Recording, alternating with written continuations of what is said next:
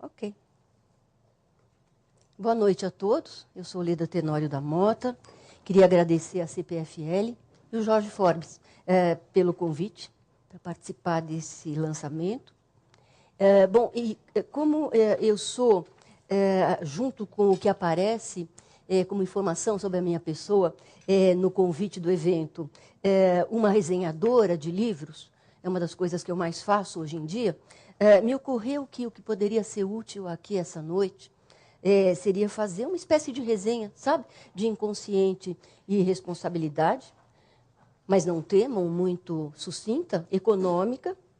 Bom, e assim, com essa pequena resenha, não só dizer a vocês e ao Forbes como eu vejo esse livro, mas submeter alguns destes meus comentários aos comentários do autor. Okay? Jogar a bola, enfim, para você. Então, vamos lá. Eu queria começar dizendo que, para mim, vamos dizer assim, na minha resenha, se há um diferencial de inconsciente e responsabilidade em relação a tudo, ou quase tudo, vamos dizer, não sejamos totalizantes, não sejamos definitivos. Em relação a quase tudo, eu diria, que se faz no Brasil em matéria de apresentação da psicanálise, esse diferencial é, antes de mais nada, para mim, o estilo. Então, a minha resenha começaria assim. Estamos diante desta coisa mais para-rara nas prosas teórico-críticas que nos cercam, um trabalho escrito, não diria bem escrito, porque isso eu acho que não é um elogio, é um demérito. Um trabalho escrito, em que se sente a marca da escritura. Ou o senso da escritura, mais que isso. Um trabalho escrito é aquele que carrega o senso da escritura, e não o belo escrever. Bom, nesse sentido, e sem nenhum favor, eu sigo dizendo que inconsciente e responsabilidade, talvez porque convoque de sair dos préstimos da provocação, tanto assim que já na abertura da introdução surge uma primeira subseção que é intitulada Provocações Psicanalíticas, não é isso mesmo? Bom, então talvez porque convoque de saída a provocação, o livro marca uma interessante posição entre as produções do seu meio, pela qualidade das formulações. É o meu primeiro ponto, voltando ao anterior. Eu sinto aí essa coisa que é realmente rara, a qualidade da formulação, o senso da formulação, novamente. Bom, a começar, eu quero trazer aqui um exemplo muito simples, por esta fórmula desabusada e tanto mais contundente, que, aliás, é central no livro O Homem Desbussolado. Né? Fórmula que o autor, aqui ao lado, não teme trazer direto do francês, débussoler. Né? No francês é comum, para a gente sou estranho. E isso é feito de estilo. Não teme trazer do francês para aplicá-la ao sujeito contemporâneo, ou ultracontemporâneo, ou pós-moderno, como queiramos chamá-lo. Lá no programa de comunicação e semiótica da PUC, onde eu trabalho, se fala disso tudo, segundo a linha teórica de cada professor, de cada autor. Então, são tantas que eu prefiro falar simplesmente no homem atual. É o que eu vou preferir aqui. Mas, então, o autor não teme trazer direto do francês débussoler esta fórmula, desbussolado, para aplicá-la ao homem atual, sem medo de conceder-se tal liberdade, nem de pecar contra o vernáculo, nem do efeito junto aos bem-pensantes. E eu adoro isso. Bom, mas há ainda por toda parte neste livro, que eu aqui sigo resenhando, frases surpreendentes, como esta que eu selecionei entre muitas do gênero. Eu leio Forbes. A psicanálise lacaniana leva cada um de nós a encontrar na vergonha o seu ponto de ancoragem. Eu, sobre essa frase, queria dizer o seguinte, que, primeiro, francamente, não se encontra em qualquer lugar frases assim. Segundo, isso denota, esse tipo de frase denota um crivo muito próprio, uma certa altivez discursiva, eu diria.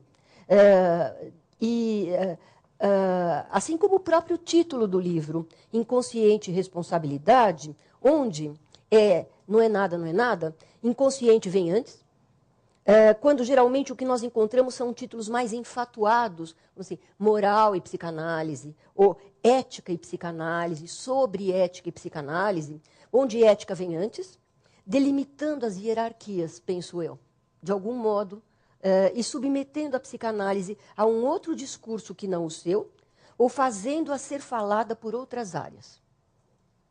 Bom, Estamos, então, diante de um autor com estilo, ou de estilo, fato que, além de sua virtude intrínseca, tem ainda, para mim, a virtude de assinalar a realidade e a importância do estilo na linha psicanalítica que está aqui em apreço, que é a lacaniana.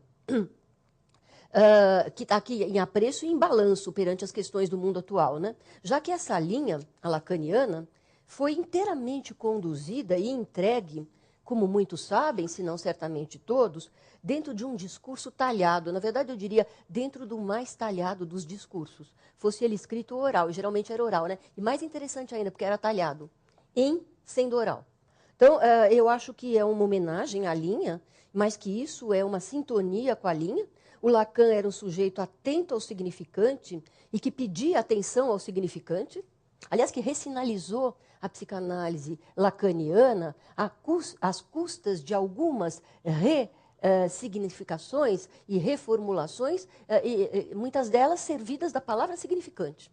Então, atento ao significante, pedindo atenção ao significante, com a vantagem, viu, Jorge, que eu diria, mais uma vez sem nenhum favor, que ao recuperar a dimensão do estilo lacaniano, você não incorre no lacanês, que é o contrário do estilo.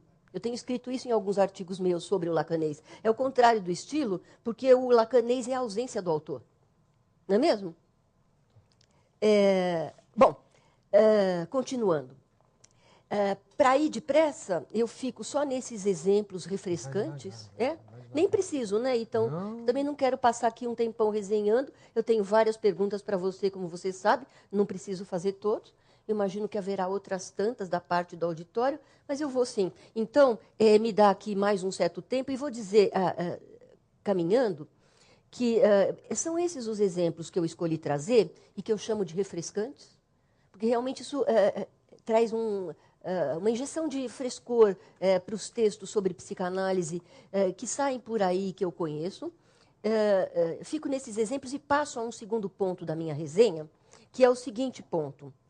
Outra particularidade deste livro, que me parece que o singulariza completamente, como proposta de reflexão sobre o mundo atual e os seus sintomas, é trabalhar fora do catastrofismo e das notas moralistas que costumam acompanhá-lo, mesmo quando discretas, mesmo quando simplesmente apontar a questão da injustiça da sociedade em que vivemos, o que já é levar a psicanálise dentro de um choque paradigmático, eu diria, para ser falada por um outro campo que não é o seu, e o que já é uma nota moralizante discreta, na minha opinião. Então, trabalhar fora do catastrofismo.